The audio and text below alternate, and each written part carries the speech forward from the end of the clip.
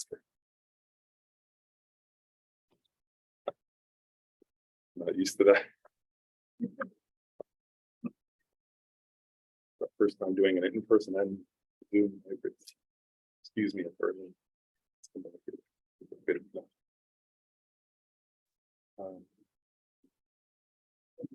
actually, what I was thinking to do, we'll talk a bit, but I think it'd be good to start with just a little bit of meditation connected to what we'll talk about. So let's start.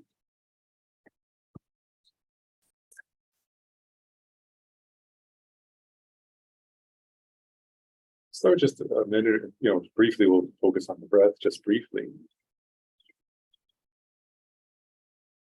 I bring our attention present sensations, in breath,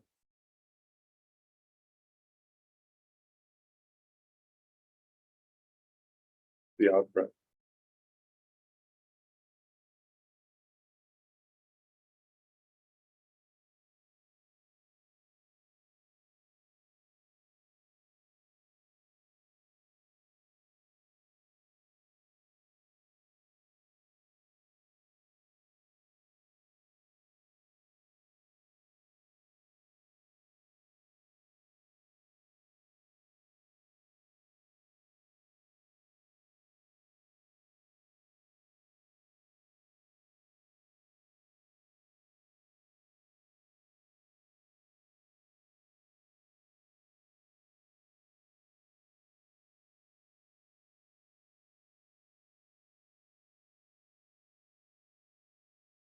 We start to notice, right? Or when you're watching the breath, are you noticing the air coming in and out of your nose, with the movement of your rib cage, the movement of your abdomen?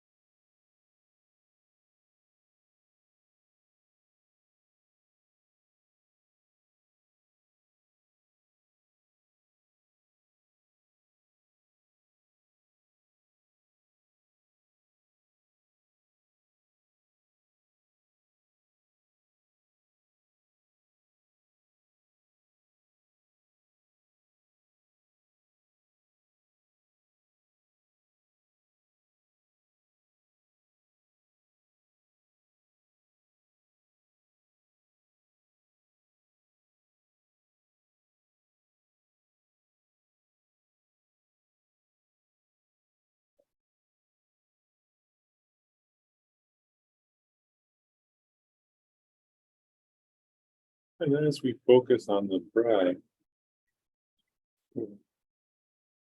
just a little bit, slowly beginning to bring our attention inward.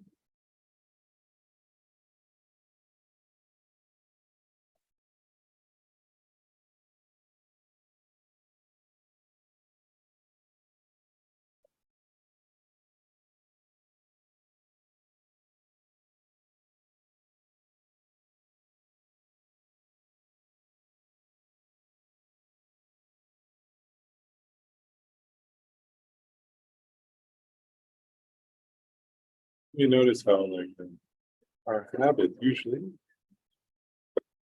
is for the mind to jump to external objects,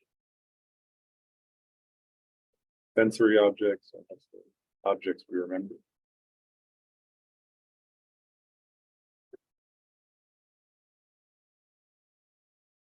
It's normal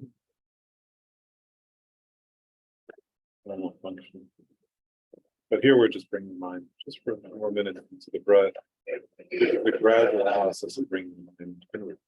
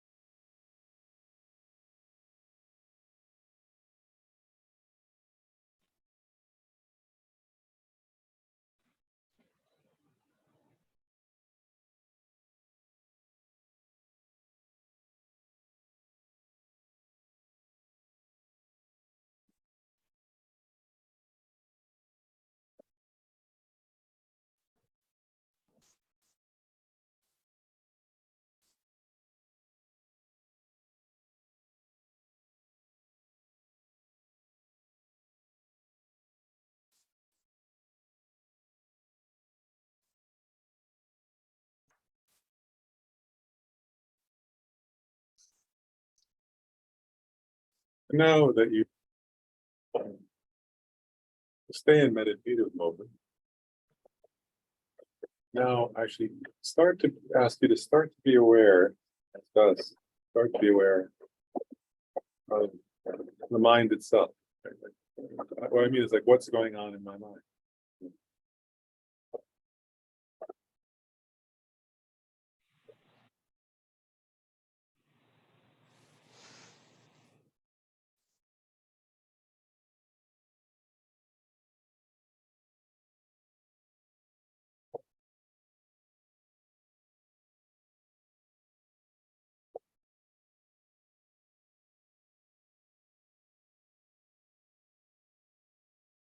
So am I having a certain emotion?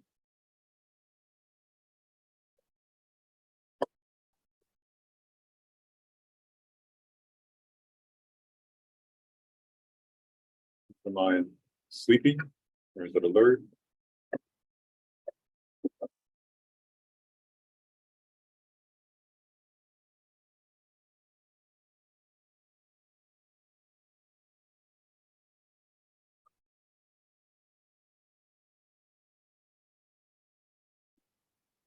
Am I, check for yourself, right? Is my mind sort of at peace or caught up and am I agitated about something or angry or craving something, caught up in something? But without judging, just to start to notice what's actually happening in my mind.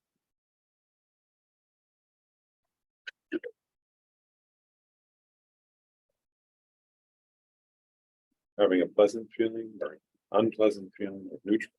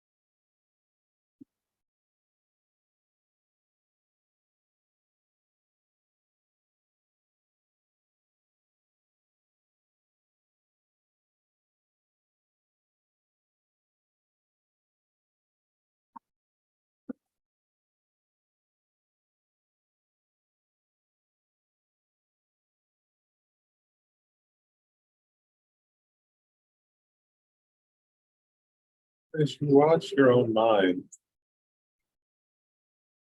start to notice how there are different aspects, right? So there's awareness itself, and there are objects we become aware of. Sometimes it's a sensory object, like the sound of a bird. Sometimes it's a mental object, like I'm remembered, something I'm remembering, or a concept.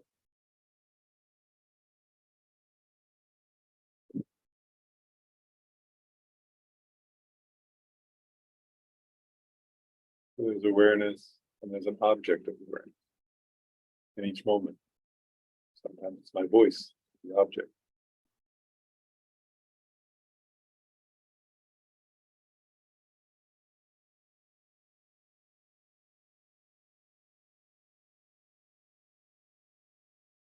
And then accompanying those experiences are feelings, emotions.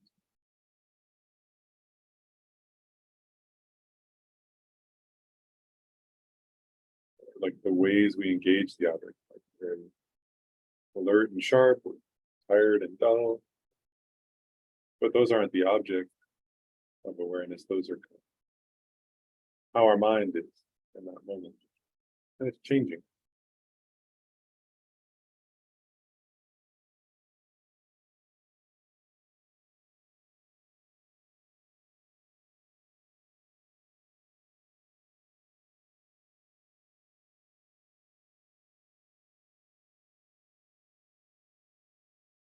Mind is like a stream or a river, changing each moment.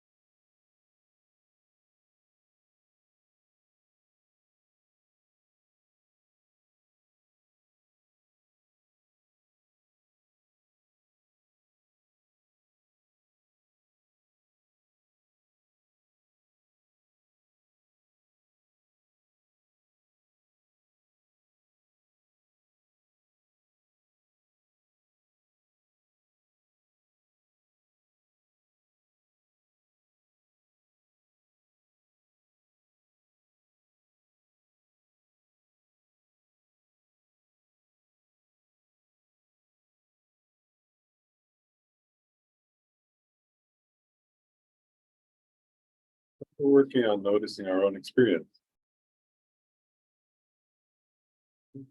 Earlier I mentioned that it's just with the breath we were bringing our mind inward a bit, but that was still sensory. And now we're working with being aware of the mind itself. You probably notice it's easier to be aware of the contents of them than of awareness itself.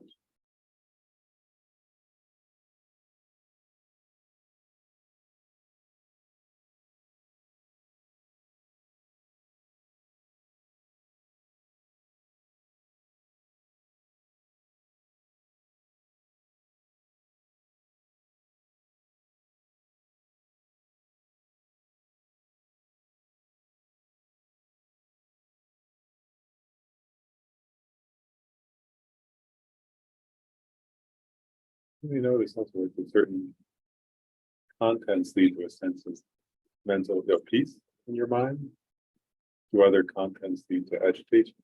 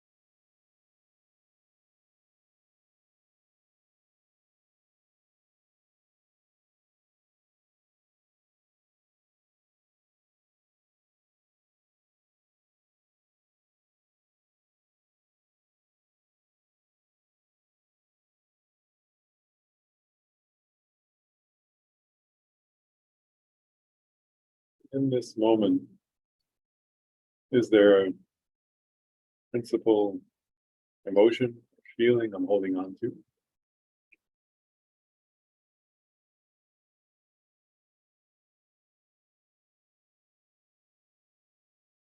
If there is, notice that.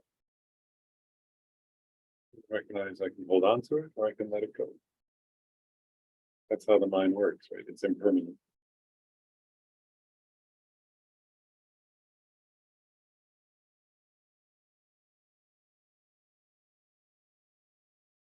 Like the sky with weather. Contents, emotions, feelings arise in the mind, but they're not in the nature of them. The mind is clear, like the sky.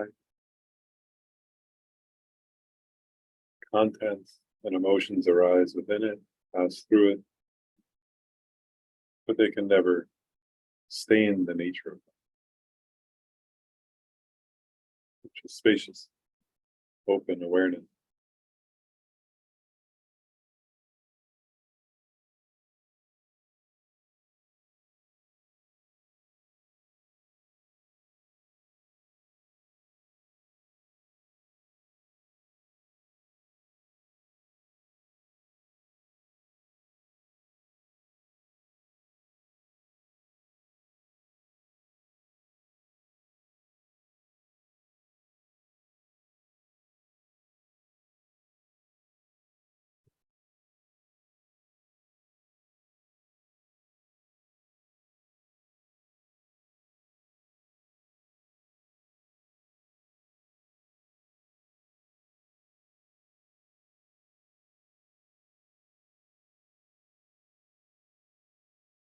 Within that open, spacious awareness, which is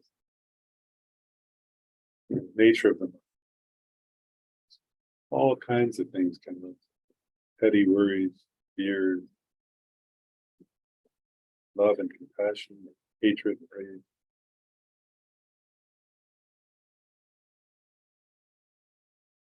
But they're all like weather arising within the sky-like nature. Often we identify with the contents and the emotions, but they're temporary.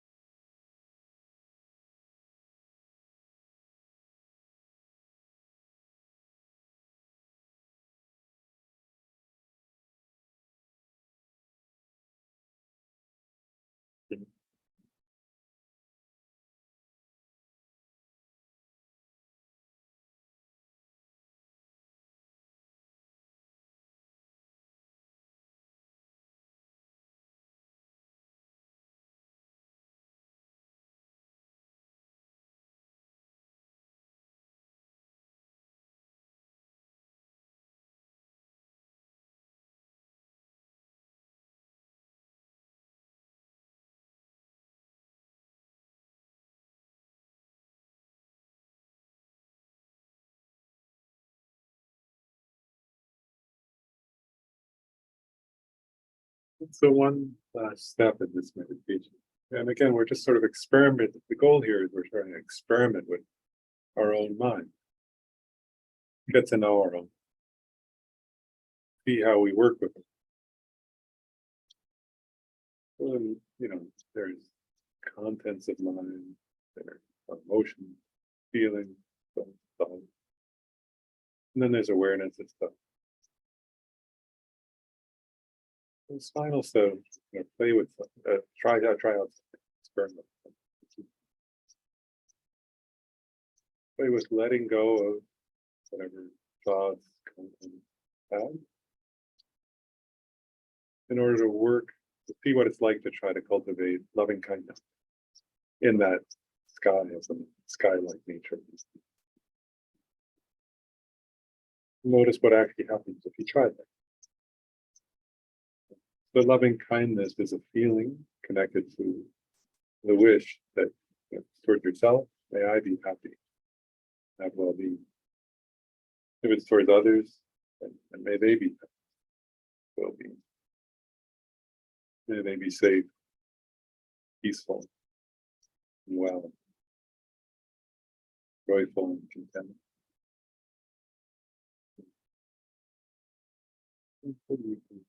Cultivate those thoughts or that feeling, they're connected. You can imagine a kind of loving energy gradually filling up your body, flowing out to the people around you.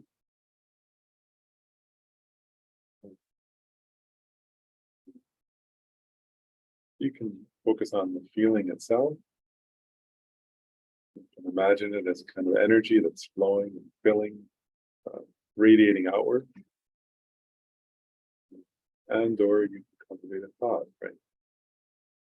May I and others be happy. May we be well. May we be peaceful. May we be joyful.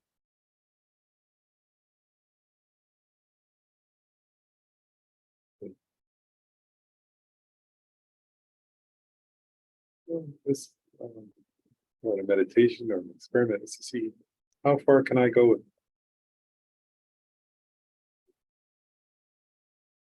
it? If I play with cultivating loving kindness in that sky-like open nature of my mind. How much can I expand it? Are there points where I contract or where I resist? And that's okay. But just notice what's your experience as you try to cultivate loving kindness. What's your experience if you try to cultivate that towards yourself? You push it away or embrace it. May I be well. May I be happy. May I be content. Safe and at ease and peace. You try to imagine that loving energy surrounding and filling you up. What happens actually in your mind?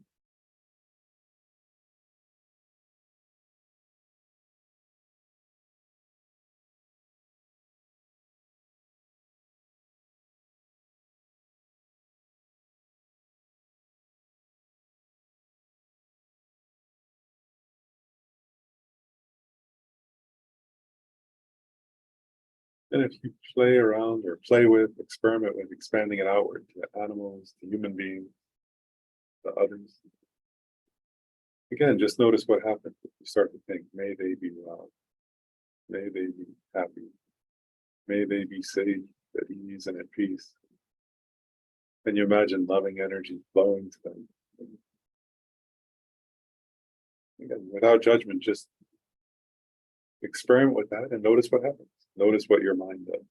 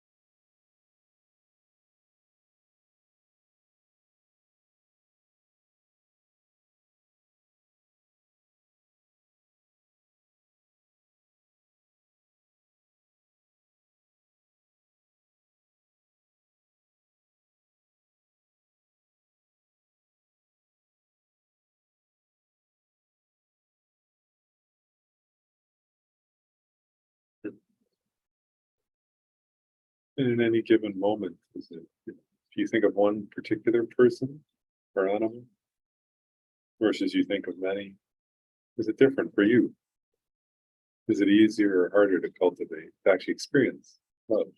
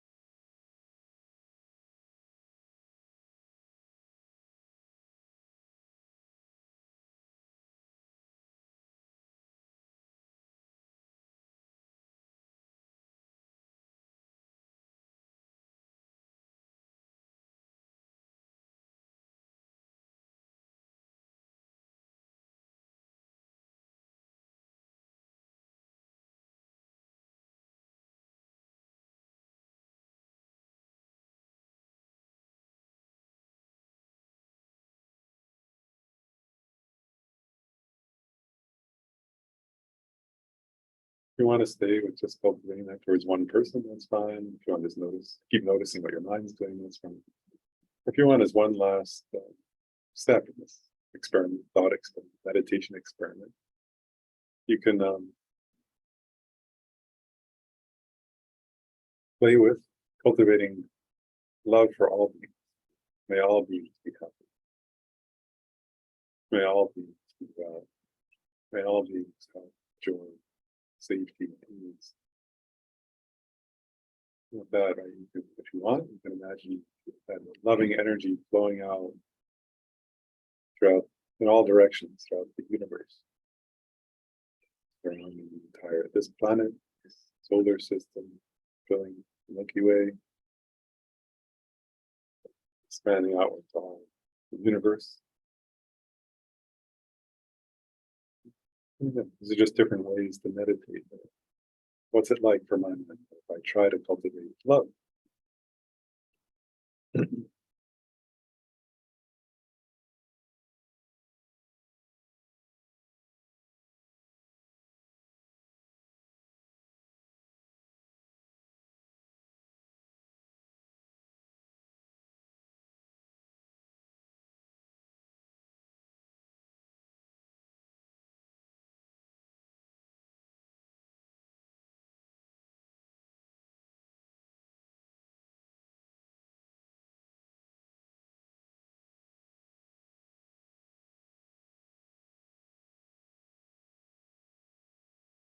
If the nature of mind is like the sky, open, clean, and clear, to what extent, in my own experience, to what extent can it be complete that expansive sky-like nature of mind? How much can I fill it with love? Like sunlight or something? Am I able to right now immerse it, or is it hard? Either way is okay. We're noticing our own experience.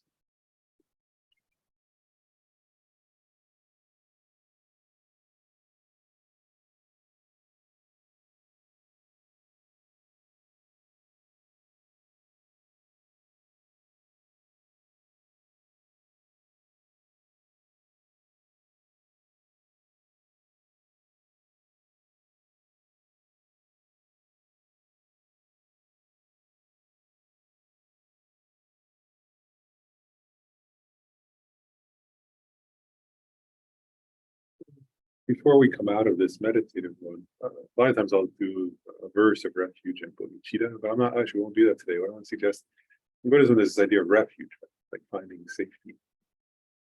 And what I want to suggest instead of the normal verse is actually to practice a thought or feeling. I take refuge in love.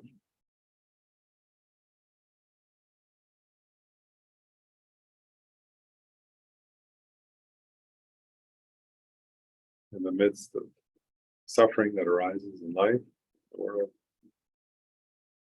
one source of refuge is limitless love, or even limited love. In that verse, sometimes we say, take refuge in the Dharma, right? Well, one version of the Dharma is love, loving kindness. For today, maybe we just take refuge in loving kindness.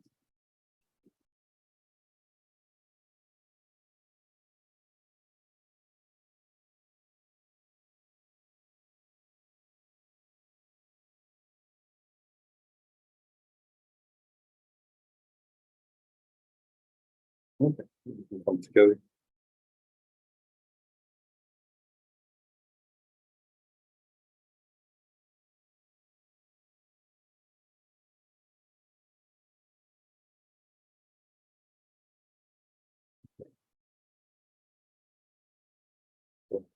Let's meditate together. And I should say, I guess I'll say a few things and then sort of have a discussion. I want to, I said I would say something actually, I said I would say something about karma. And there's actually, there are many, many teachings in Buddhism about karma, and there are many sort of points and stages of the path literature, Dharma literature. There's all kinds of teachings on karma, and And there are a lot of details that we get into at some point. It'd actually be good to get into them at some point. But I actually want to start with something today. I wanted to actually see if we don't get to those things. Okay, that's my point. But because actually I wanted to start with something that's in a way simple, but it's actually the hardest. Like it's the harder practice actually. Someone go for the hard practice, not the easy. In my opinion, at least, it's harder because some of the guidelines on karma, for example, are like they're Buddhist teachings, that are valid, good, very good teachings, right? Don't kill, don't steal, so on. That are very good things to practice, obviously. And those are the reason why I say, I mean, in one way, maybe those are hard, but they're easy in the sense they're external, right? They're external behaviors, right? Like say, actually, not killing is not so. Just the other day, I was Buddhist teaching, and a mosquito landed on someone, and they hit it. So I said, and they were standing next to a monk. And I said, "Oh no, I just killed a mosquito." And the monk said, "You killed that." So sometimes not killing isn't that good. But actually, that was a very, I think I've mentioned this first. That was a very profound. When I was an undergraduate, I was studying with Professor Jan Willis, who's a professor, wonderful woman, professor of Buddhist studies, and she was lecturing. And it was a small seminar. I was sitting right next to her. It was like around the table. She's a wonderful Buddhist professor, and also a teacher in general. But anyway, she's in the middle of a lecture, and I watched a mosquito land on her. It was in Connecticut, so it must have been spring. And I watched a mosquito land on her hand. And she just continued lecturing, but I watched her, she had her watch on the table so she could time the class. And she started gently nudging the mosquito with her watch, just unconsciously while she was lecturing so that she wouldn't harm it as she got it off her hand. And I was like, I don't remember what she was saying at that moment, but I never forgot that her natural instinct wasn't to kill, because I'd never met anybody. At that point, I'd never met somebody who wouldn't kill a mosquito naturally. They think her natural feeling was nonviolent. She had marched nonviolent. Protests, 60s and all that, but I was like, oh, she's actually not. She even to a mosquito, I got it at that moment. So it's not easy even not to kill. So I don't want to pretend that's easy. You can do things like that, but I don't want to focus on the external right now. I want to focus on something else, which is I want to quote two verses. One is by Jigten Sungun, the founder of the Drikung Kagyu language of Tibetan Buddhism, and he said about karma. He said, karmic cause and effect is the natural manifestation of one's moment-to-moment thoughts, which is what we were just meditating. So I'll read that again. Karma, cause and effect, is the natural manifestation of one's own moment-to-moment thoughts. And then Lama Tsongkhapa says it very differently, but it's making a very similar point. He says, he uses the term sem sangpo.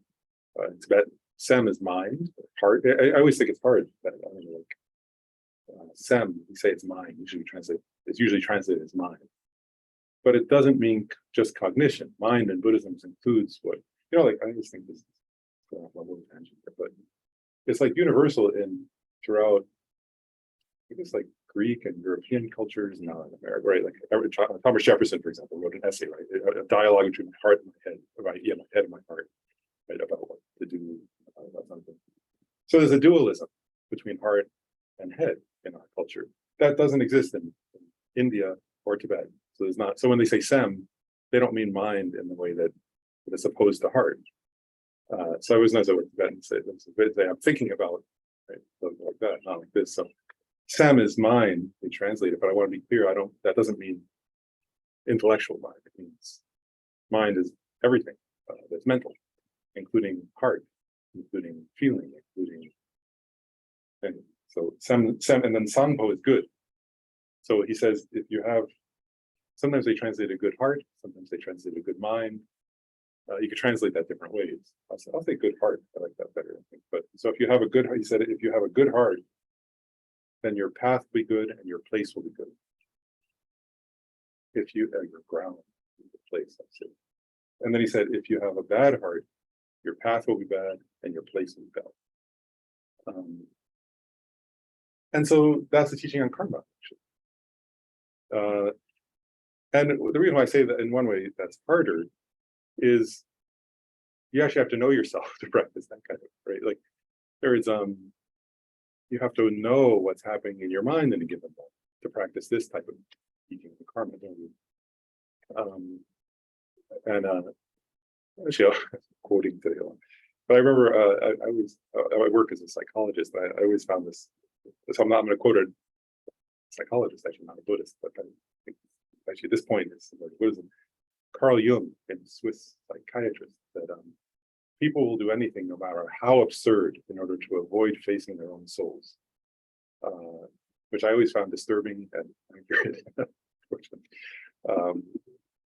And what Buddhism is saying, and this point is similar to what he was saying, which is we need to know ourselves. And if you really want to practice the teachings on karma, and the teachings on karma say basically how do you be happy? Right? How do you have a good, happy existence and create a good existence with others? And so what's these quotes, right? Whether it's the quote from Singha or the quote from Tsongkhapa, what they're saying is you have to practice having a good heart or a good mind. So the first step for that, though, is to actually notice what's going on in my heart or my mind, which is what we just meditated on. Does that make sense? That's what we were just doing as a meditation. It's like, and so I say, first of all, so I just reflect on this. I think that was actually hard to do anytime in history. But right now there are so many. It's so easy to distract ourselves. Like there's, in your pocket you have like every movie ever made, every song ever made, every book. You can access any book. Probably, not every book ever written, but many. 2 billion books. Which you probably don't access that much, right? We're usually accessing things that are distractions. And then ordinary sensory experience is also a distraction. It's just, even if you're out in the woods, there are distractions. And then we live in a society where there are many more distractions. So the problem is that it's easy to not face our own heart or soul or mind. And then we don't know what's going on there. So in this teaching on karma that I'm emphasizing, the first step is to notice what's happening in my own heart or in my own mind, being, soul, whatever, use whatever word you want in this sense.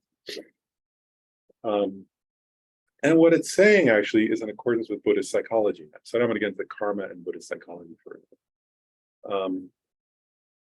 It's actually interesting. Ordinarily, but we as Buddhist teachings do this, and people do this too. Like we'll say, we sometimes will talk about, and the Buddhist teachings do this. We'll talk about karma. Like I said, not to kill.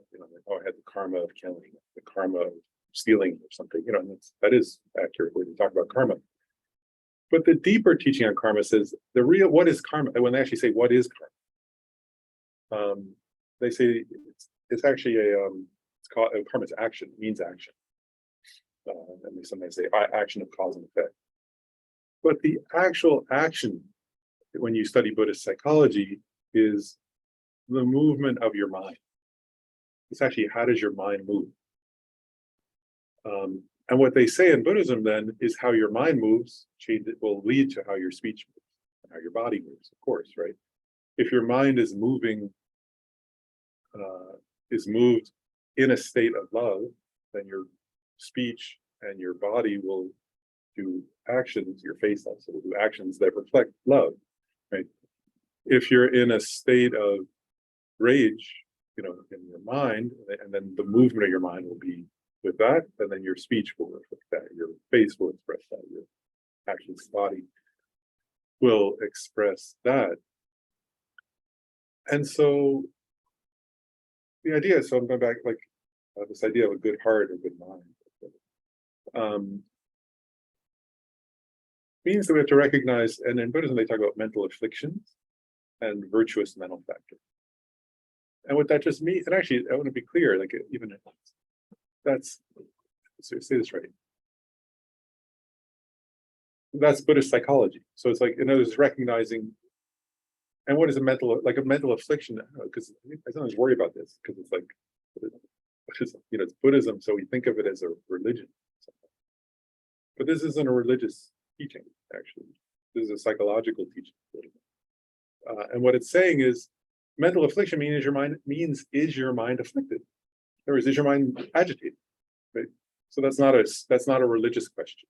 That's a experiential question, right? And what Buddhism is suggesting is get to know your own mind. And what Buddhism is suggesting is if your mind is, for example, I'm going to go to two extreme examples for a second. You know, if you're feeling hatred, your mind is agitated. It's an obvious one. Right?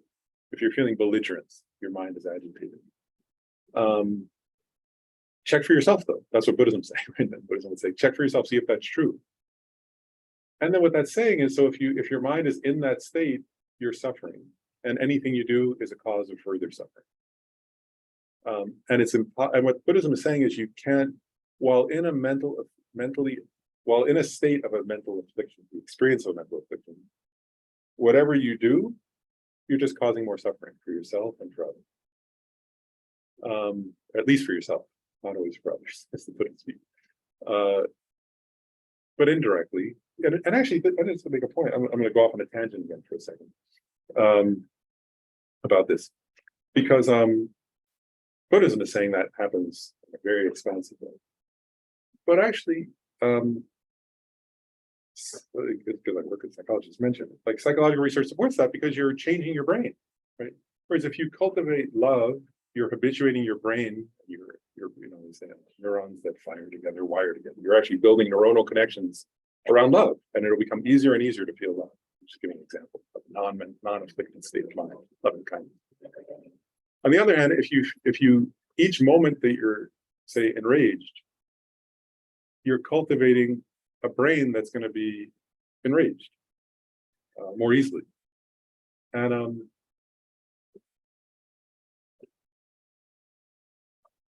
And what that's getting at is, then that's who you're what you cultivate is who you're becoming. That's one of the things that makes sense, right? And so whatever we cultivate in our mind is who we're creating ourselves to be. And what Buddhism here is suggesting, again, going back, right, if you have a good heart, your path will be good and your place will be good. And I'm actually going to go off again on a little tangent. Then I'll come back. But I think it's actually, I'm going to share something. I'll share something a little personal. Like one of the like core questions of my own life early on was, I remember this. I became close with Rebranching in that picture, the one with his mom on it. He has a very loving facial expression, and I work. I said, as I do, and every day, every week, I guess I should say, I'm with people I sit with people who have the best external circumstances of anybody on the planet, literally, right? Like, and who wish they were dead, hate their lives, absolutely hate their lives, right? And then I met Reber Rinpoche, and he had been, when the Dalai Lama escaped from Tibet, he had been captured and was tortured for 18 years, and, on and off in Chinese prisons. That he was in house arrest and was back in prison.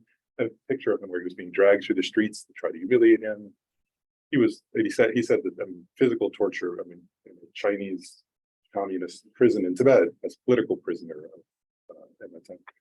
And he said one day, he said, although my body, he said, you couldn't imagine the things they did to our bodies. He said, and although my body suffered terribly, in my mind, I only knew joy. I only had pure joy. And I'm getting a teaching on karma. I thought, it became the central question for a few years of my life. I thought, how can that be? How can you know pure joy? And then I thought, well, if somebody can be in the best circumstances and be completely miserable, and then somebody else can be in the worst circumstances of a human being on the planet and be joyful, first of all, it should be, shouldn't it? In other words, if you can be in the best circumstance, it made logical sense to me. I was like, if you could be, have a beautiful home and a great, all the comforts that you could wish for, and be surrounded by family and be totally miserable, absolutely hating your life, then it should be possible to be like Reber Rinpoche, be in the worst circumstances, no joy. Why shouldn't it be? And so I thought, I kept thinking, how did he do that though? What's the answer? How did he do it? How did he have joy? And then actually, he was very kind. He came here to the DC area. Actually, my father was dying, and he said, come see me after your father. I went to Florida to see my father, help him die. And I said, after your dad's done, come see me. And I went to see him and he said, I have cancer, will you help me? And I said, sure, I can help you. So I took him to all his oncology appointments and chemotherapy. And I realized that, why did he come here for that? And I realized he came to answer my question because I watched him go through that. I was like, oh, that's how he did it. He knew only, I was like, he's same thing. He was getting chemotherapy and people were like, oncologists were saying to me, how is he like that? I've worked with people my whole life, like oncology nurses said, like, how is he like that? Like, I do this every day. Nobody's happy like that. I mean, people are kind, but nobody's like, he looked happier than them, and he's like, but he's the one getting, even as he was having side effects and falling over or whatever, he was still joyful. And they were like, I want to be like him. I want to know somebody like him. And a nurse was crying to me saying, I want to meet someone like him. How do you meet somebody like that? He's so happy, like, and he's dying, and the oncologist, he was in his 60s, and he said, I've told, my entire career, I've been telling people they're dying. He said, I've never said it's all I've ever done. Not all I've ever done. It's what I do every day. And he said, I've never had the experience of someone like him. I told him he was dying, and the look on his face, I've never seen somebody like that. So I would talk to him, and it was this teaching. It was what he said was what he. I mean, he didn't put it exactly, but basically the answer was. I'll quote one so if you have a good heart, then your path will be good and your place will be good. If your heart is not in a good place, then your path will not be good and your place will not be good. Right? And it's literally true, isn't it? Like, in other words, because actually think about it. I mean, think about your own experience, right? If you're in a beautiful vacation home somewhere and you're sitting next to somebody who's enraged, what's that place like? You want to be somewhere else.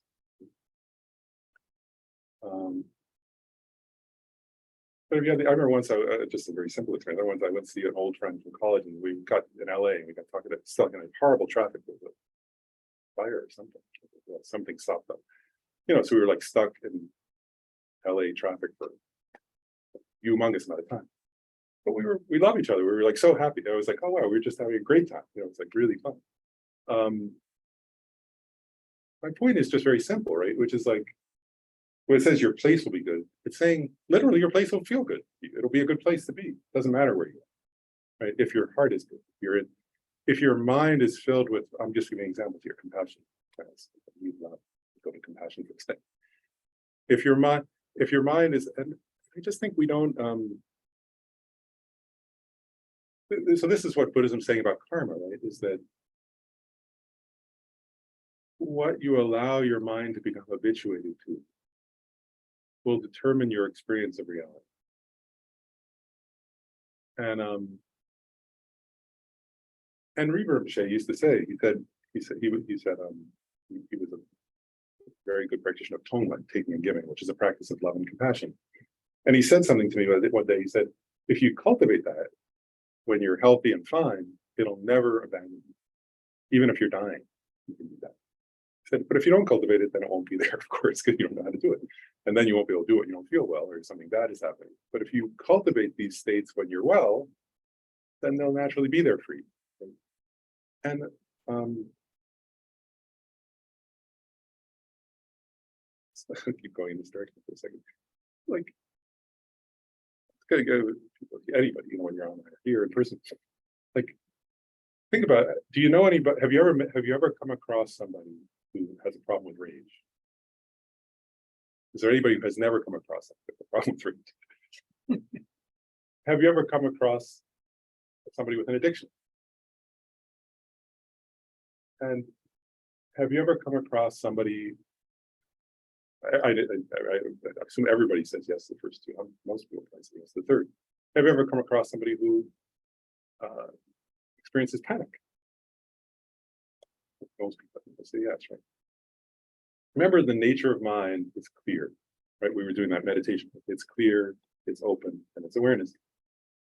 And it can become completely, what's the word? Like, if whatever the mind becomes habituated to, I guess, can become totally overwhelming, right? It can become an experience where it seems like the universe is only that, right?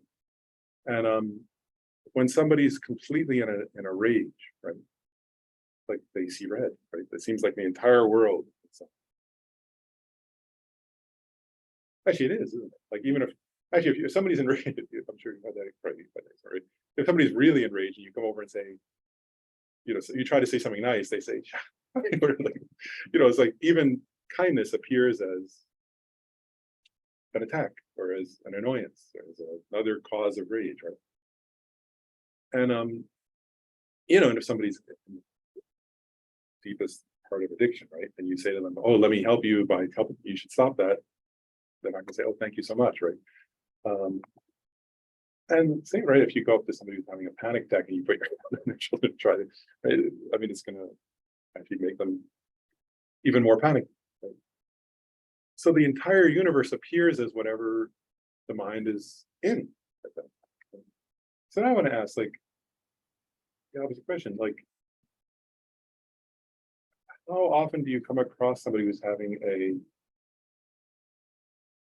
rage of compassion? Like, do you know somebody who regularly has compassion rages? And I sometimes joke this way, and like, and I don't mean they have to differentiate. When I say love in English is a funny word, it has a lot of connotations, but I sometimes say love and kindness, because it's different than love can be an attachment to somebody. So, say love when we mean grasping. So I'll use love and kindness. But like, so a compassion attack or a loving kindness attack. Like, and if you don't come across those often, why not? That's my question, right? This is the teaching on karma, right? And notice that one of the points of karma, actually, what they say actually is that karma, there are different kinds of karmic results, so, and oftentimes it's emphasized that, if you like oftentimes they do teach this, right, in karma, like if you kill, then you'll live in a place of violence. If you steal, you'll live in a place of where there's, you have to worry about. And that's the teaching, but actually, Lama Zopa Rinpoche, one of my teachers, said the worst result of all the results of karma, the worst one is you'll tend to do it more. Whatever you cultivate, you'll become habituated to. And he said that's the worst of all the karmic results, because that's the one that goes on and on and on, and doesn't stop. And he said that's the most unbearable if you think about it. For others, he was talking about for others. He was saying when you think about how, like, somebody's doing something and then it increases, and they say karma increases also. Like, so it's the nature of karma that was what I'm not covered, but that's they say in Buddhism, they say the nature of karma is it increases, and whatever you habituate to, you'll do again and again and again until you break the habit. So whatever we cultivate will become more and more, and we'll do it again and again if you really get into something, right? And we're familiar. I always think this. We're familiar. This is karma, right? We're familiar with that in the negative sense, right? Like there is, that if you like if somebody said to you, oh, if somebody starts uses heroin once and then starts using it for a few weeks and then starts using it every day, what's going to happen? It's not hard to predict that, right? Right. What you do tends to repeat and increase. Cigarettes, same thing. What Buddhism is saying is the same applies to love, loving kindness. The same applies to compassion. The same applies to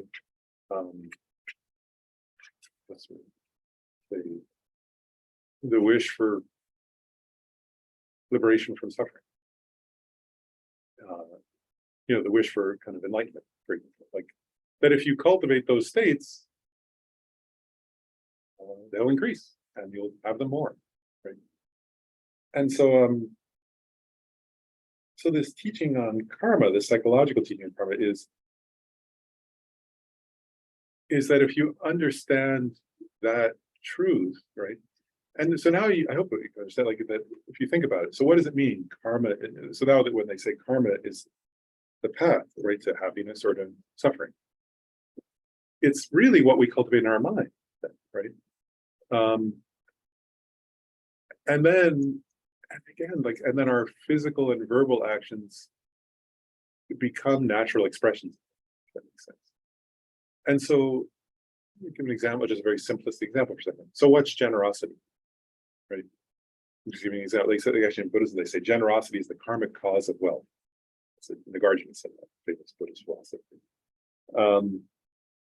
But what's generosity, right? And I always think this: generosity is not the same as giving, right? Because people give things that where they're not feeling generous, and generosity is a movement of your mind, right? That's connected to love, right? Where you, in other words, where you're feeling love for somebody and you want them to be happy, and so you feel that feeling, right? Of I want to give to them to make them happy, right?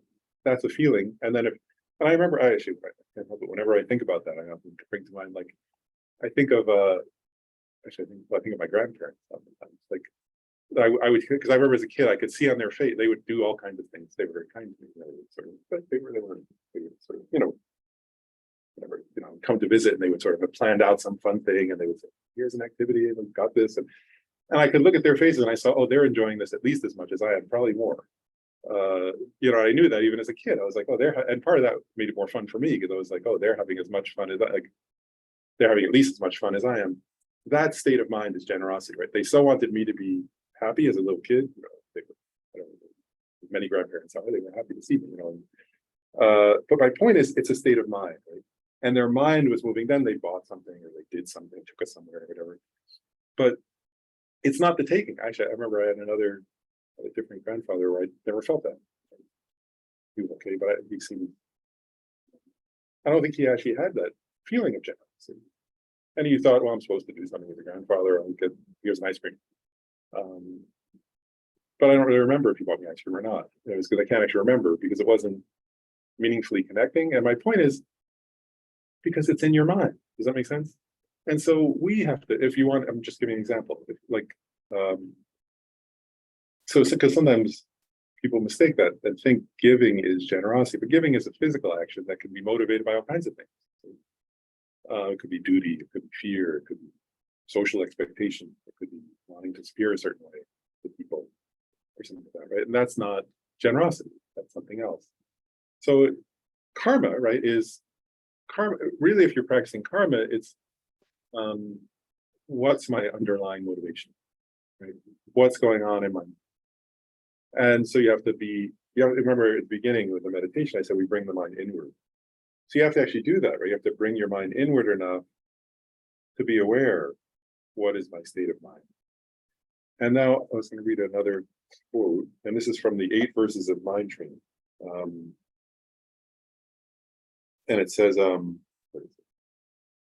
again, I think now I hope this is a verse that I think is easy to misunderstand. It's a commonly taught Buddhist teaching, but I think it's easy to misunderstand. It's the teaching actually on karma. It says, vigilant. The moment a mental affliction appears in my mind, endangering myself and others, I will confront it and avert it without delay. Right? So sometimes I think when people hear a verse like that, they could think it's like almost like in our culture at least, I think it's people could hear it like don't sin or something. That's not what it's saying at all. Actually, what it's saying is because actually it says endangering myself and others, right? What it's actually saying is, if your mind is becoming agitated and unhappy, notice it, because it's causing you suffering, right? And if you happen to be around other people, then you're going to be a cause of misery to them too, because you're going to become, because karma increases, right? And so if you're like, you're going to become more and more agitated in yourself, and then you'll become a source of agitation to others. It is how karma works, right? Because we're relational beings. And so that's what naturally happens. And so it says, I shall confront and avert it. What it's saying is I'll keep my mind in a state of peace, right? And then there's a whole process. How do you avert it? Well, there are different methods, what is taught, but we can get into that sometime. But the point here is you can't guard this karma on this level unless you're aware. Going back to, I'll use chicken symbol, right? Karma, cause and effect, is the natural manifestations of one's own moment-to-moment thoughts, one's own moment-to-moment, right? So the real deep way of practicing the teachings on karma is to be aware of your own moment-to-moment, right? And in that other verse, you can now see how these two verses go together, or these two points go together, right? Is like, so then, and then you'd be going, wow, like I'm starting to get, and actually, because how does somebody who has a good life circumstance feel miserable? Good external circumstance, or even okay circumstance feel miserable? Right? We don't know actually, and there's I mean, to relate to that, we're all like that. Like, yeah, I am, and it's that we're not aware of what's happening in our mind. So we're not, it's like, I'll use one more metaphor, and then I'll pause for questions. But it's like, so, if you have a garden and you never check on the weeds and you never don't really plant flowers or vegetables, and then you think, why does my garden look terrible? It's just a traditional Buddhist metaphor, actually. In other words, we don't notice our own life, right? Usually. And so in this Buddhist teaching on karma, what you're doing actually is, and I'll just say it now, I'll say the practical instruction. This is like, what they say is at the minimum, at the beginning of the day, you would check in. How's my, they say it like, we always see, oh, how you been? There's Atisha, Atisha used this when he would meet people, he would say, has your heart been good today? Practicing the good heart? That would be his questions when he could come up, meet a new person. But you ask yourself that, right? Where's my heart at today? And as one of the Dalai Lama points out, he says every morning is it's good to cultivate compassion. So at the minimum in the morning, and then at night you could check in, say, how did I do today? Did my mind go astray? There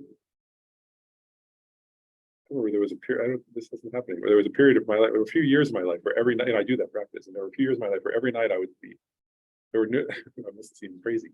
Actually, like I would be sitting in the room where I go to bed, where I go sit and meditate. And in the morning I would cultivate compassion. And at night I would like go over the day and think, how did I do today?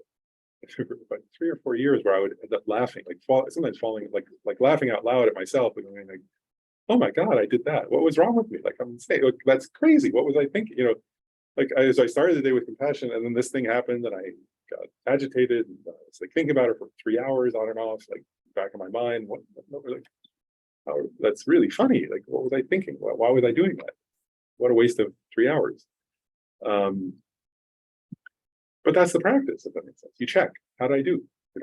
And if you didn't do well, then my suggestion is actually like put your hand on you, like a wise, friendly mentor. Put your hand and say, you can do better, dear. It's okay. Did you notice you got caught up in that thing? Well, that was kind of a waste of time, but that's okay. I still love you, and tomorrow try not to do that. Because it's really not the best use of your time, and you could be happier than that. And you're worthy of something better than that. So don't do that tomorrow. Or if you do, don't do it for 3 hours, do it for 2, okay? Go out and go out and give that a try. And then the next day, good job, you only did it for 2 hours, progress. But that's the practice of guarding karma to start with. It's like in the morning, set a good motivation of trying to cultivate a peaceful state of mind. And at night, check on how you did.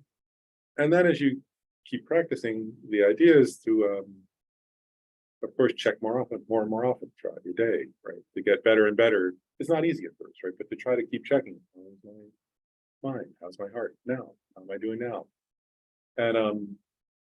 And if it's off track, then to recognize actually this is I think the key point, that what's going on in your, what word to use? Again, I hesitate with mind because it seems a little, it is the sem, heart, soul, your mind, heart, and soul. That the Buddhist teaching on karma is saying Buddhism says there is no eternal soul, of course.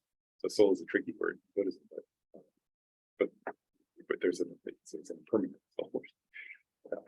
But anyway, it's the soul without a self, something like that. But we're getting into the wrong topic, which is emptiness, but self is.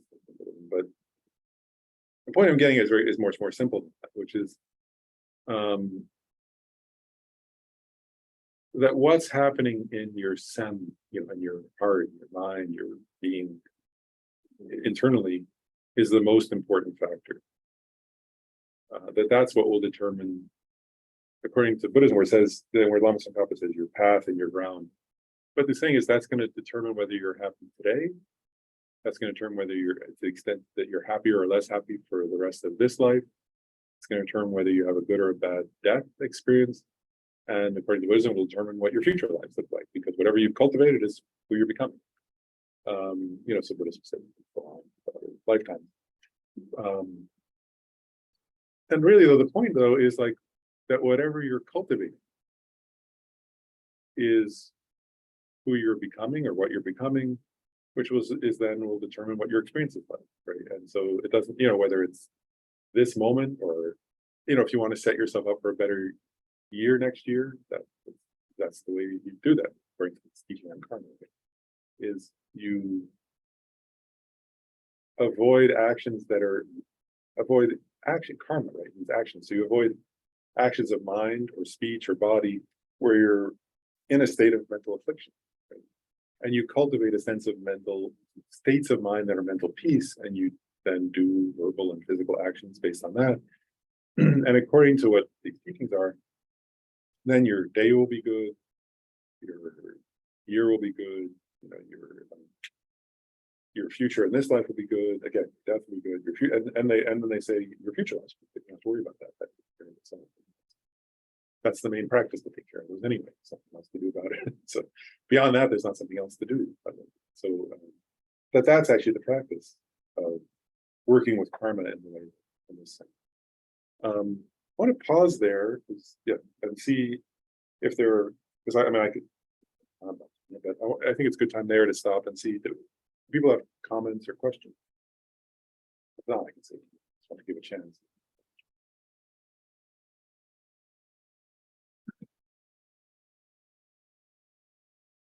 I have one. So the 8 verses, I think, and this is me personally, I think the 6th one is much more towards karma, I would say, for me, because what we say is if you have benefited somebody, you have done something good to someone, and then the person comes and haunts you or something like that. I tend to think like that when they go further. Oh yeah, not be something I can't see in this lifetime. Yeah. Yeah. When I'll read it. He was mentioning the 6th verse. So I'll read it here. I have the translation in front of me. So it says, when someone whom I have benefited and in whom I have great hopes gives me terrible harm, I shall regard that person as my holy guru. Again, which is not always an easy verse to practice.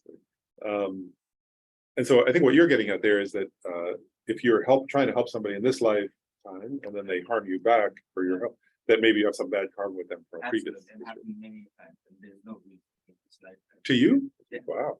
I think you didn't have bad karma left. Head office, they don't even teach the young kids all of this stuff. I'm backstabbing. Oh yeah. I'm like, wow, but I could keep continuing doing that, right? But there must be something.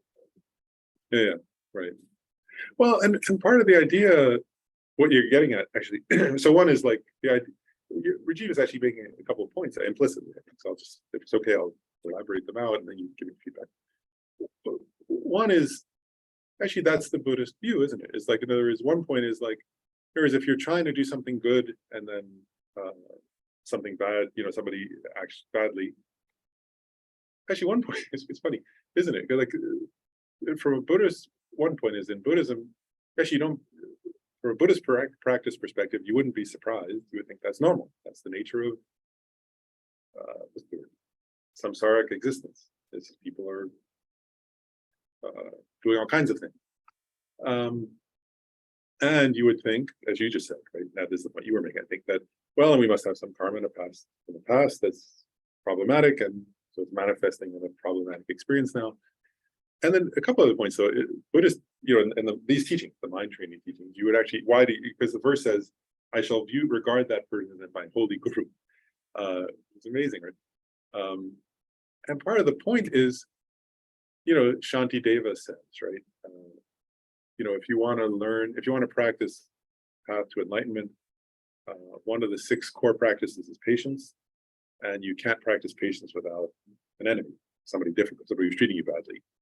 And so Shanti Deva says, you actually, you can't achieve enlightenment without people who treat you badly.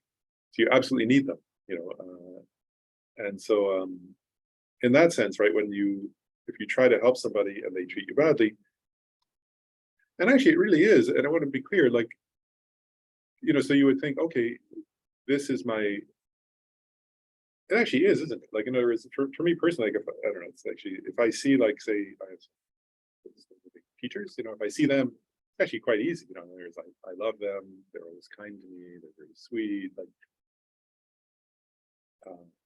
I actually can't tell how my mind is doing by seeing them. Like, it's good to see them and it helps me study with them and I love them, but it's actually somebody like who Rajiv's describing, and then you can see, how am I doing in my practice? Am I making any progress at all, or am I not? Because that's the person who's teaching me. How's my mind doing? So when it says how your guru, it doesn't mean that you actually go prostrate to them or something or do something. It means they're your teacher in the sense that they're showing you, how is my mind doing, right? And then also, if you think of it from a karmic perspective, right? Actually, part of the point is, just make a couple more points, right? If somebody's doing that, right, like you give example at work, you're trying to help some younger coworker, then they treat you badly, right? So one point is, you can actually see, how is that person's mind, right? And then you would have compassion, right? If you understand the karma for them, right? In other words, that they're in a state of what? Feeling like the only way, actually a terrible state, isn't it? Because how do you do that? You have to be feeling something like, well, the only way I can get ahead is by crushing this guy or stepping on him, or but that's corporate America. Yeah. Terrible state of mind. Not all of corporate America, of course, but because you're in corporate America, right? And that's part of the point, though, right? Because actually, going back to Lama Tsongkhapa's point, right? If your mind is bad, your place will be bad. If your mind is good, your place will be good. It's like people, like what you're saying as corporate America, you're making a point, right? Which is, people can co-create a bad place then, right? That then harms each other and harms those around them. And then you actually think, so what can I do about this, right? If you're practicing the teaching on karma, you can think, what can I? And then you get the point. This is the Buddhist point, actually, right? Is, well, I'm part of that place too. And actually, I want to go further. This is why earlier I said that thing about a rage of love, right? Is like,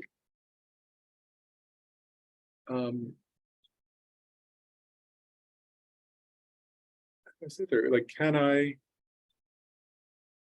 influence this place? And if it's a huge corporation, my influence may be limited, of course, any one person. But what what Buddhist teachings are saying is, well, I'm part of that group karma also. And if I cultivate love in response to harm, I'm influencing it. And that doesn't mean let the person, continue. It doesn't, I'm not saying behaviorally, then what do you do out of love? Well, sometimes that depends, but that's, I think, what you're getting at, right? Is that you have a power in that moment. If you view that person as your teacher, you always have a power to start, right? Otherwise, you're not observing all these things. You need to start. It's the compassion, right? But courageous compassion. Yeah. That's what the leadership will come and say. It doesn't affect me. I keep on moving. I keep on doing good. Kind of helps, like you said, right? But the point was from the observing or learning point of view, where like, oh yeah, you see it. Yeah, there's something to it. Yeah. There's no other reason for that. So I think it's more karma cannot be seen, but karma can be felt, inferred. Yeah. Yeah, and you can actually, so say you do that then, Rajiv. If you infer, okay, I have some bad previous karmic seed with this person, then what do you do? So that's a great question. So that's where the compassion comes in.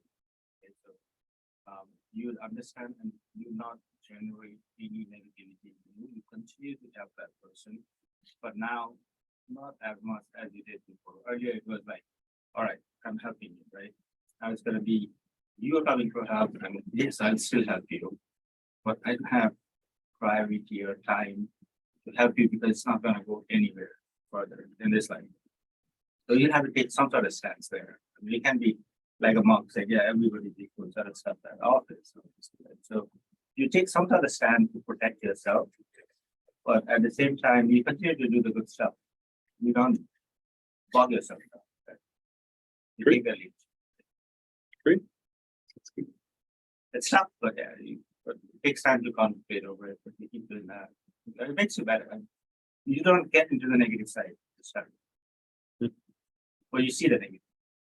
Yeah, yeah, that makes sense. Other, yeah. I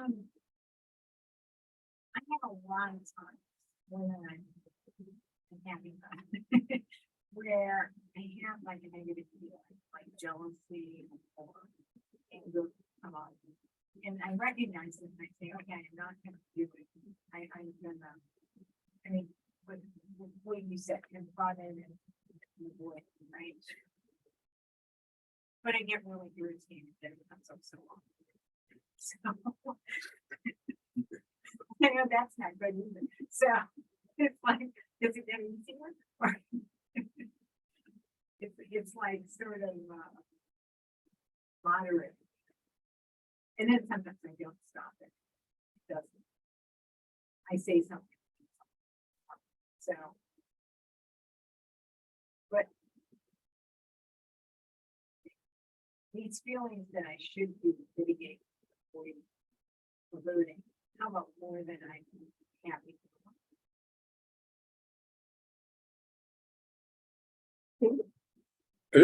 By the way, could people online hear the questions? I was realizing that somewhat. Okay. I don't know if there's, yeah, I don't know if we need to, it just occurred to me that's a question.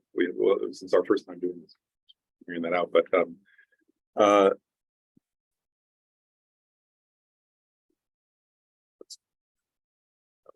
I'll make some comments. So that you were raising this point, right? Like that you actually, it sounds like on the one hand you're practicing quite well because you're noticing it, right? And you're sort of trying to address the mental afflictions as they arise.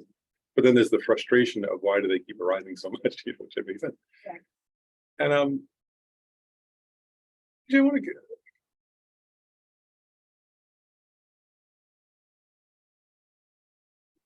I actually think it's a profound question you're asking, a very deep question, because it's complicated, isn't it? Like on the one hand, we each, and we're all different in the sense we each have our own predispositions towards certain mental afflictions, but we all have some predispositions of that type. But some people are more, say, prideful, and other people are more jealous, and other people are more angry, and other people are more into craving. So we all have our own individual dispositions.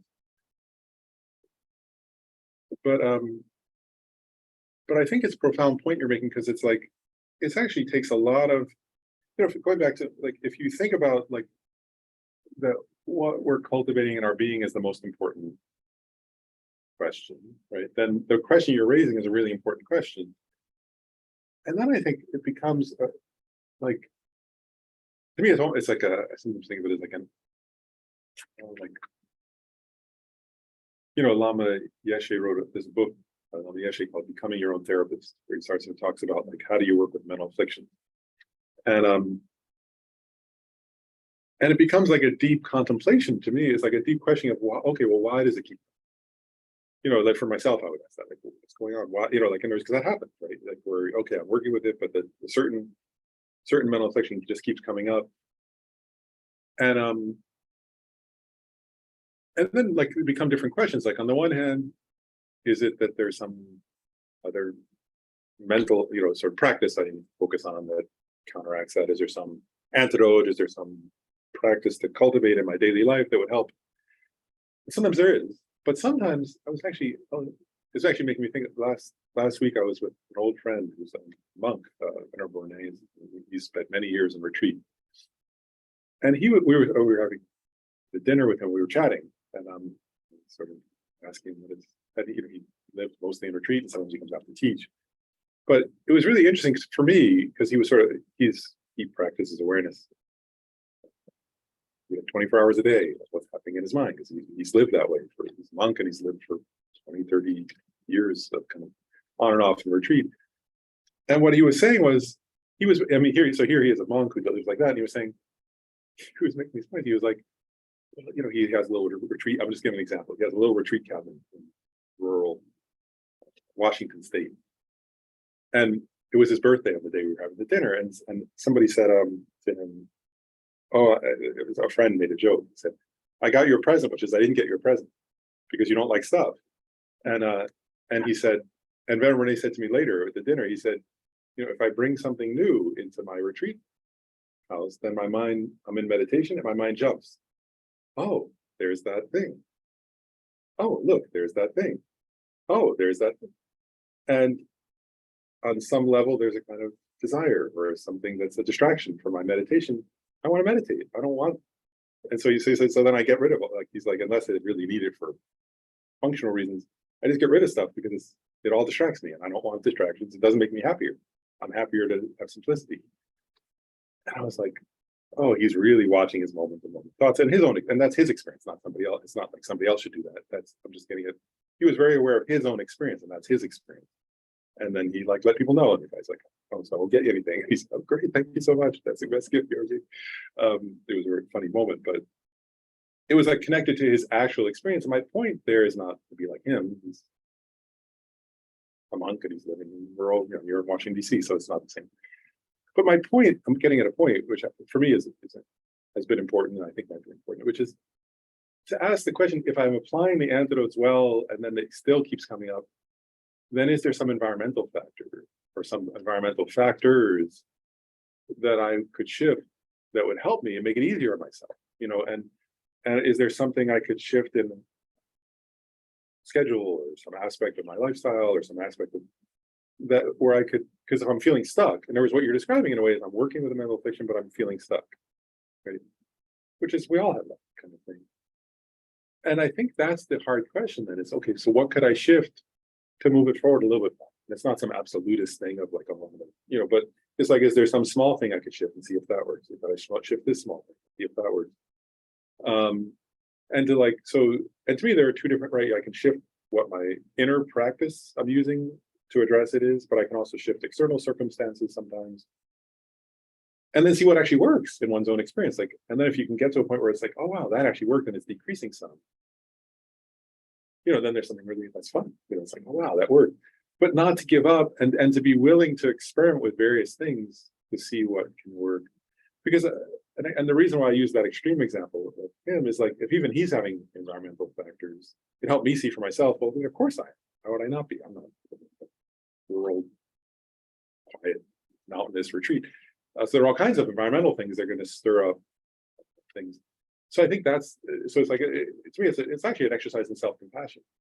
Is like, what external things, what internal things what supports can I put in place for myself that would sort of help, whether it be, friendships or other things, so it's like, can I avoid certain stimuli that are making it too much, or can I get supports, by, whether it be sort of supports in terms of things, like things around me or other people who I could check in with, or, there are different kinds of supports also. It can be actual people, or it could be, lately there were times where I used to put like little signs somewhere in the house to remind me of certain things, or images or something. I don't do that lately, but whatever works, the point, like, to be flexible. But to keep trying to sort of figure out what support would actually shift my experience, or, sometimes people it's going off and taking a long weekend to do a retreat, or, they're all, I'm not making up, I don't know what it would be for any given person, but my point is, it's like to say, well, I won't give up on and it's love actually, right? Isn't it? It's like, what would I do for somebody I love? I should do that for myself, which is not give up, keep trying things, and whatever will work to shift that, I'll keep going until I find the thing that shifts it. Sometimes it takes a long time to experience, sometimes it's quicker. But does that make sense, kind of? I think it's what a cool thing to at least be working on. I talk about supportive external things. I think for me, music does that. It's external in one sense, but it also puts me in a different place where I feel. Yeah. Yeah, it's really interesting. Yeah, I think it's really, isn't it great? Like to have, I always say that too, like to have a, in terms of what you're like, for all of us, though, like, so when you're having this issue of like, right, we all have different mental afflictions arising.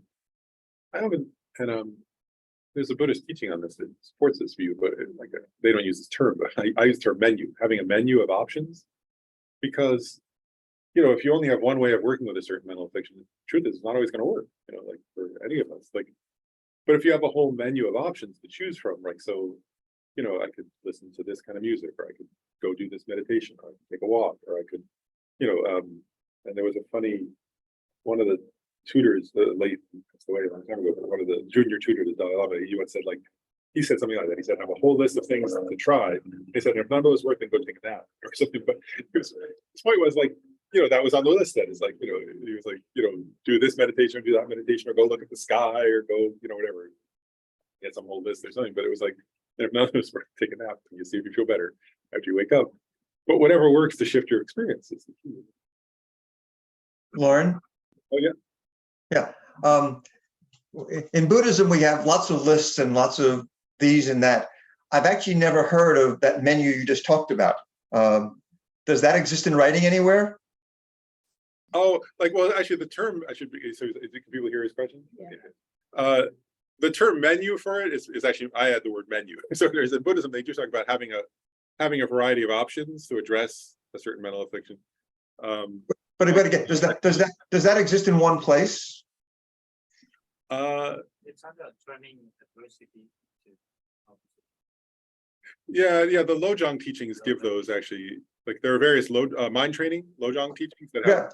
Yeah. I guess I've seen those, but I guess I'm a person that if I can figure out a way to get it on one page, it has a much greater chance of sticking to my bad brain than if it's like, read this book, and in the book there are many options, and if it's 500 pages, I won't find the options. I just didn't know. I didn't know whether you knew that there was a what I'll call the Cliff Notes version or the cheat sheet list.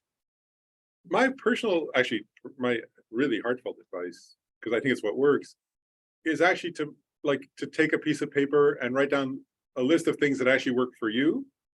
Like, so one piece of paper, I mean, like or do it on your phone or something, whatever. But my honest answer would be like, you know, and there are certain, you know, Buddhism would say, like in Buddhism, there are certain universal ones, right? Cultivate bodhicitta, think about emptiness, you know, think about impermanence. There are certain ones that apply to most mental afflictions. But what I would suggest is include those if you want to. But my suggestion would be start your own list, keep it short, and then add to it as you actually experience something. Like, so if you I've been writing a list during today, so good, I didn't know if there was already a list somewhere that I could borrow some more items from.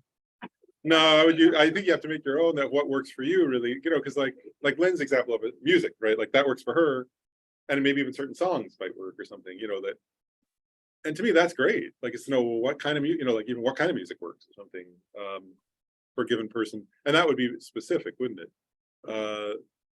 But yeah, no. So I think best is to keep your own list and change it as you know, because also my own experience is that also if you make your own list, it'll change. You know, there will be a time where a certain thing will work, and then there'll be a time where that's not the right solution, but something else is. So I think it has to be personal. Yeah. Thank you. Sure. One of the things that I experienced is the purification practice, especially projects that were identified with just struck with like some inner stuff, not like I think it's Yeah, and there are various purification practices in Buddhism, which are also, I won't get into that because we're just almost out of time, but I'll say those are also a very if you look at the Buddhist purification process, that's also very psychological. It's a 4-step process of purifying karma, with the most important step being seeing how, because actually I'll just maybe I'll conclude with this, because Rajiv was mentioning the purification, and they always say the most important step in purifying karma is understanding. They call it intelligent regret, but what does that mean? It actually means you can actually see in your own, you know, because like you say, I think this is funny. There are times where like, if you say, make a joke, I guess, but there's a song by Leonard Cohen where he says, I was fighting with temptation, but I didn't want to win. A man like me don't like to see temptation given in. That's not intelligent regret. It's not going to work. You know, if you're doing your purification, I've done that. Where you're doing I've done that where I'm doing a purification practice, but I don't really regret the thing. And then it doesn't purify anything. It's a waste of time, total waste of time. You know, but so the intelligent regret is the most important part, where you can see I actually had a mental affliction and it was causing me suffering, and that therefore caused others suffering, and I'm tired of suffering. And I can see how it was a mental affliction that causes suffering, and how the action that came out of it is therefore a cause of suffering. It's a mental action that could just be mental or could be verbal or physical, it doesn't matter. But so if you can actually see that's a cause of suffering, then you develop a sense of, well, I don't want to, like they say, like where you feel like, oh, why would I want to do that? I'm actually causing suffering. And I'm just making a point that that's the beginning of the psychological process of purifying in Tibetan Buddhist practice in general. There's a practice to purify karma, but it all hinges on this ability to actually see what we're talking about. Is there a mental affliction that's a cause of suffering? How is it cause of suffering? Do I actually recognize that it's causing suffering? Because if I don't recognize it's causing suffering and then I just do some kind of ritual, that doesn't purify karma. Actually, it's just, I mean, it's okay. Long ago, one said, don't stop doing the Dharma practice you pretend to do. That's better than nothing, but it's not really practicing Dharma yet. Because the real Dharma practice is when you can actually see, oh, that's a mental affliction and I'm causing the suffering. You know, in this example, and I don't want to suffer. I don't want to cause others suffering, and it will actually compound the suffering, and it'll make me worse and make the world a worse place. And I actually want to change it. And then you can do some kind of practice, such a purification practice that actually shifts karma and changes it. But until you have that insight, it's, you know, it's still okay, but it's going through the motions. It's not really purifying karma. Real karma purification hinges on this psychological insight about karma, actually, about what we're talking about, that it's an actual cause of suffering. Because it's, and do you see the point here that in other words, I always think this is very profound. It's like we don't always see it. Like I don't always see it, actually, you know, but the key point in karma is you're already like, in other words, when you're creating negative karma, your mind is already agitated as you're doing it, right? And when you're creating positive karma, your mind is already at peace as you're doing it. So it's going to lead to a peaceful result or an agitated result or a suffering result. So, but we don't see that because we're not aware enough of our own mind to even notice, you know, that we're agitated. How much does equanimity play? I mean, if there's a mental affliction, and I know for me and this equilibrium and for the agitated mind and the more peaceful activity will bring about it, but it's equanimity. How does it encompass the karmic conundrum, I guess? I actually think so. The question was about equanimity. How does equanimity? And we'll stop after this question because there's time. But like I actually think, yeah, it's a profound point, isn't it? And I'll connect it to karma for a second. I remember once, for me personally, this like well, I guess let's take a couple points in relation to that. One is, you know, oftentimes people can become worried, like as you said, have disequilibrium where we're very focused in a way on like we can all be that way at times, right? Isn't it? Like we're very focused on wanting a certain external thing to happen, or wanting it to be a certain way or something. And one point that Buddhism is making is that our control is always limited, first of all, over what's going to happen externally in any given moment. And so you're right, there are many Buddhist practices for cultivating a sense of equanimity in the sense of like having some sense of ease that things aren't always, you know, like recognizing actually that things are always changing, that our past karma is totally uncertain, that, you know, we're in, actually they say this time, actually Buddhist perspective is that we're in samsara, first of all, right? It's suffering, nature is suffering. And then we live in what they call a degenerate time, according to Buddhism. And there are 5 degenerations. Like one is that there are more mental afflictions. So all kinds of things are going to happen, and sort of that's normal. So it's a kind of process in a way of having equanimity in the sense of, you know, it doesn't mean not working towards goals, or I mean, of course you work towards goals and all that, but it's like having some sense of recognizing that you know, you can be working towards a goal, you could die. So when we don't have control over that, that's the most fundamental one we don't have control over, is that we don't have control over when we'll die. So And I guess where I was heading was, I was actually thinking of, I'll say a couple points. Actually, one, I'll go back to Reaper and Bashir. Right before he left for India to die, he knew he was going to die, and he went off to India. And he said to me, it's funny, at that moment he said, well, we created some positive karma together, so we'll have a good result. But first there will be some difficult experiences coming. And he said, but we're Dharma practitioners, so we don't care. And I thought, oh, I still kind of care. It's like, it was a lesson. I was like, oh, I don't know, I'm not so thrilled about bad experience. But it was a compliment. He was he was including me in his, but he was getting at a point you're getting, which is like, there is, you do your best in the moment, you cultivate positive karma, and you have some sense of equanimity that good things will arise, bad things will arise. But if you keep doing that inner process, the long-term result is good. And so it's okay, and Ken Rinpoche once said, similar, he often teaches the center. And I thought it was funny, he said, he was getting at something Rajiv said earlier, but he kind of said, well, a lot of the things that are going to happen in this life are results of karma from past lives anyway, so don't worry about that too much. Focus on what you're cultivating in your heart, because that's what you have control over, essentially. You don't have control over whether there's going to be a war or not, or whether there's going to be another pandemic, or you personally can't control that, but you can control what you cultivate in your heart. So focus on that, because the other stuff is not really.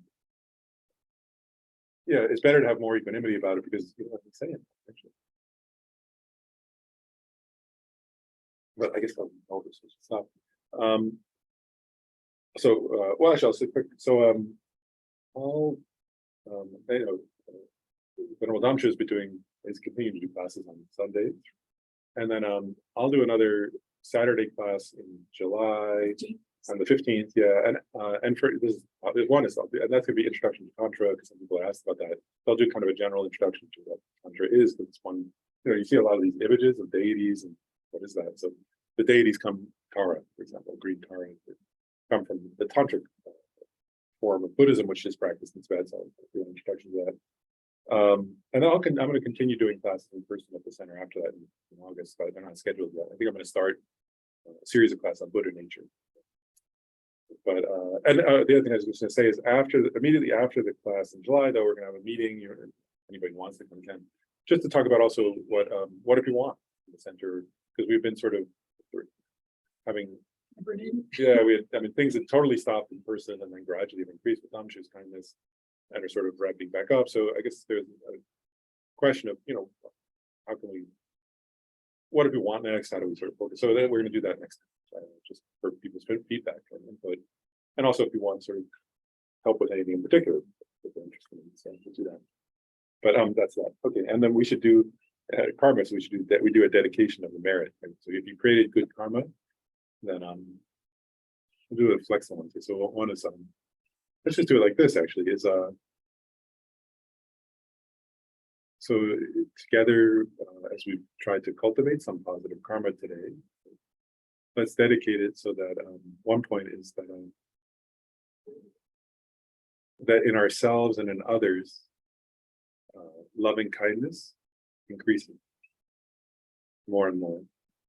Never decreases, but only increases. That compassion doesn't decrease, but increases. Ultimately, that the bodhicitta, which is the compassionate aspiration for full enlightenment, never decreases, but increases. And through this positive karma, may everyone who is involved together in through that process of increasing love and compassion, achieve, more stable and lasting inner peace, tranquility, wisdom, and ultimately they can flow on until they achieve, or ultimately ripen, let's say, karmically, in the experience of enlightenment, full enlightenment, Buddhahood, awakening to enlightenment. And may, and may we all be able to cultivate those qualities of love, compassion, bodhicitta, wisdom, enlightenment in ourselves, And maybe we'd be able, maybe through this karma, maybe we'd be able to help others to cultivate positive states like that, and to overcome, eventually eliminate the mental afflictions such as, you know, arrogance, and jealousy, and hatred, and so on. May those be overcome, and the positive states of mind in ourselves and others increase until all beings achieve enlightenment. That's the version of it. Thanks, everybody. Thanks to everybody online too. And I'll end that, I guess, so it doesn't keep recording.